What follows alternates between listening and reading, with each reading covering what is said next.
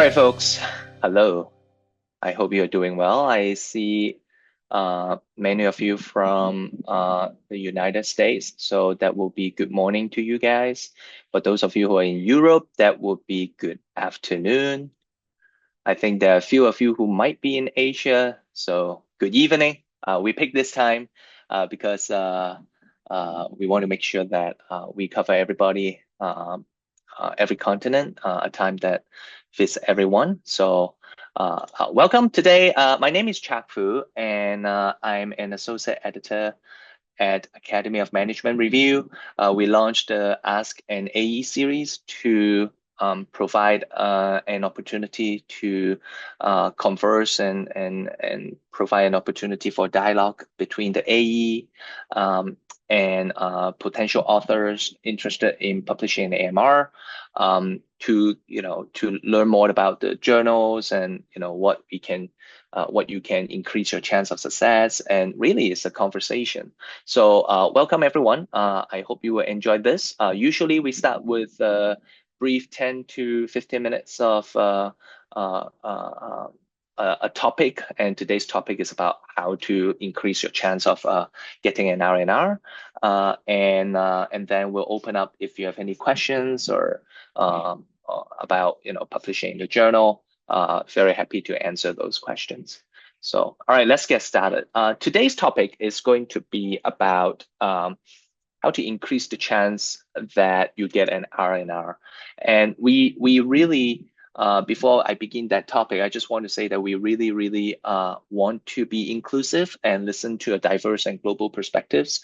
So I hope that you won't be discouraged just by thinking that you come from a what we call peripheral based place or university or institution.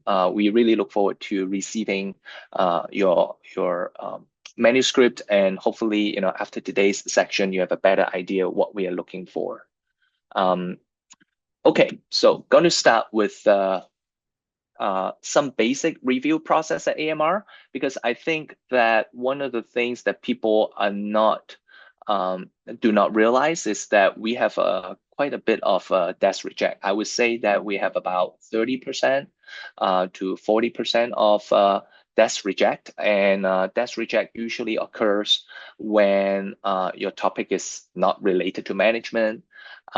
You provided an integrated review, which I think the Academy of Management Annals is more suitable for, or you're simply not following the guideline of the AMR, in which case you'll get a desk reject and maybe you can resubmit. But I would say that more than 30% or 40% of the manuscript are rejected by the editor. And even if it comes to the associate editor, we have the authority or the ability to desk reject a paper. And so getting over this desk reject already puts you ahead of 30% to 40% of the crowd, so to speak.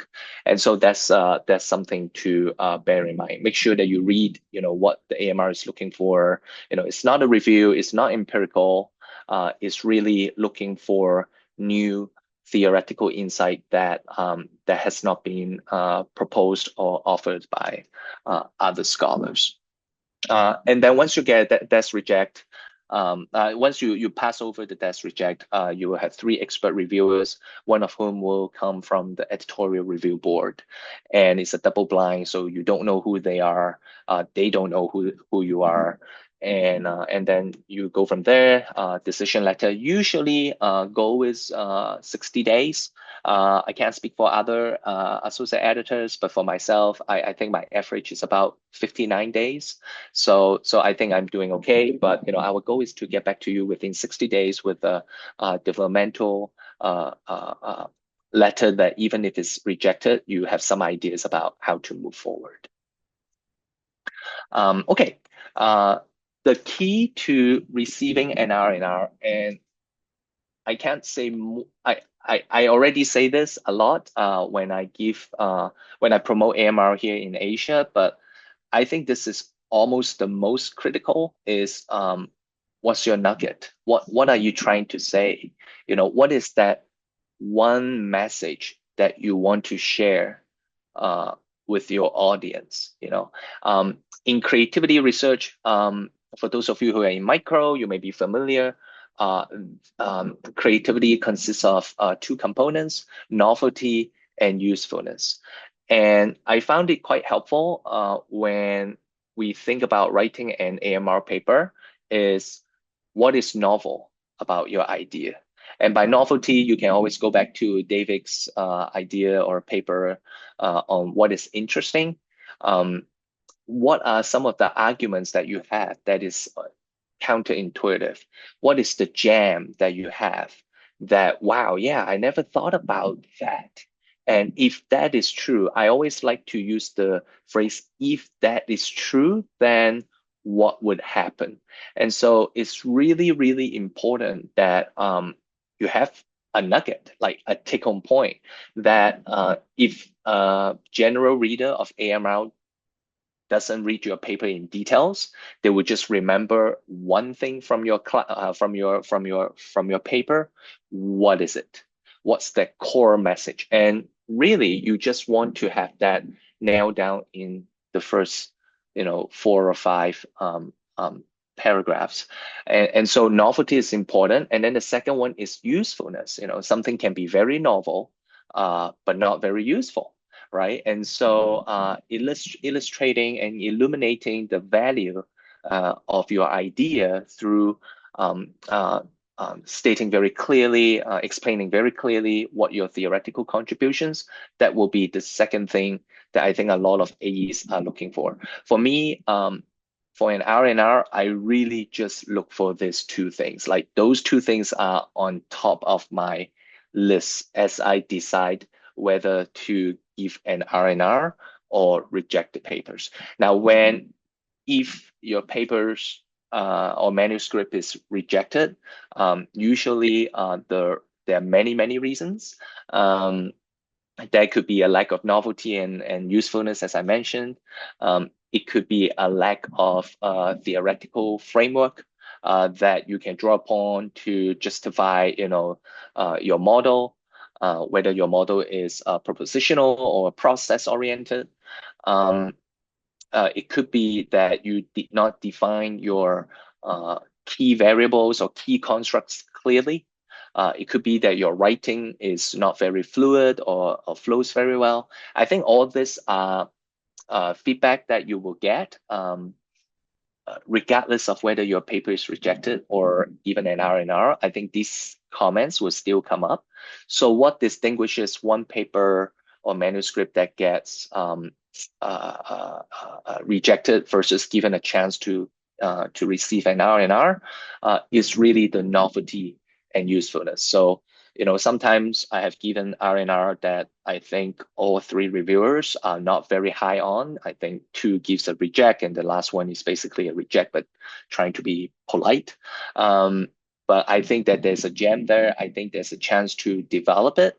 And I give a chance for the author or authors to do so, because I see a very interesting idea that's kind of buried, but that could potentially be magnified. I think that is really, really important. What is your nugget? What are you trying to tell me? If you have 30 seconds in the elevator, what would you say to the associate editor of AMR that the AE would say, oh yeah, that's interesting. I want to read more about your paper, So I think that's important. So which papers are given a chance? Number one, reviewers and AE find your topic interesting and want to learn more about it. So that's what I just said in the elevator 30 seconds elevator pitch or the cocktail party test is really just pique people's interest. Something that is very, very much counterintuitive and useful is important. It's something new that people might care about. So it's not just something new, but that people should care about. Your paper makes us think in a good way. There are a lot of papers that make us think in a not so good way. But I think a paper that makes us think in a good way would be exactly what I mentioned at the beginning, which is what would it be if this is true? How would it look like if this is true? I think that makes us think. Your introduction motivates us and carries us forward, tell us why we should care, what we know and don't know, what we would learn. You want more. So your idea is just the beginning of a new stream of research or a new stream of ideas that can derive from your ideas. It's well done, internally consistent, well written, free of errors. With the advancement of AI, and I'm not asking you to use AI to write your paper, but I think that writing is definitely important. Writing is important because it helps to convey your idea clearly. Now, in addition to AI, I think I will also strongly suggest you to employ a copy editor to help you go through your manuscripts to check for grammar, writing, clarity, etc. My rule of thumb with when it comes to whether I think a paper is well written or not, my own paper, I'll just share with you, is I will read it many times, I'll edit many times, and it comes to a point when I read it, I don't feel like I'm reading it. That's when you know that it is well written. And I think that might be a good test. Offers a significant and novel theoretical contribution. So if you look at these two things, novelty and significance, that's what I mean by the creativity research on novelty and usefulness. So challenge conventional wisdom, provide new theoretical insight. So challenge conventional wisdom, very, very important. People say that it's A, I say that it's the opposite of A. It could also be something about a new phenomenon that has never been thought about, but nevertheless that you can argue is very important. Answer questions such as, without this work, what can't we understand, or what do we get wrong? Same concept, right? Same concept as the if what you said is true, what would that mean, right? And so similar. These are just some great examples that scholars have done in the past. For example, without this work, what can we understand? For example, why are so many people failing to pursue their career goals? That's just an interesting question. How do people cope with a lack of real relationships? Given that we have so many virtual work now and people work from home, and as we get more and more isolated, how do people cope with a lack of real relationships? That's a very real and important question. Why do people fail to network even though we know that it helps careers? These are just intriguing questions and that we want to ask, right? So that's one way to demonstrate novelty and usefulness. Another way is to say, what are the things that we've been getting wrong? So for example, a lot of people think that mindlessness decreases job performance, but the author argues the opposite. Innovation process required similar social networks, but these authors argue that that's not true. And then my own paper has previous research assumed that individuals or employees consider the costs and benefits of speaking up. But I suspect and I propose that there are some people who just speak up habitually or very automatically without thinking much about the costs and benefits, because it is something that they believe in, right? So again, something that we assume that this is the case, and you challenge this assumption. These are two really good ways to get started with getting an R&R and not get your paper rejected. So if you have some ideas now about what to write or something like that, I would suggest that you go through one of these two questions or even both questions and have a really good answer to these questions. I think that will help tremendously with your work.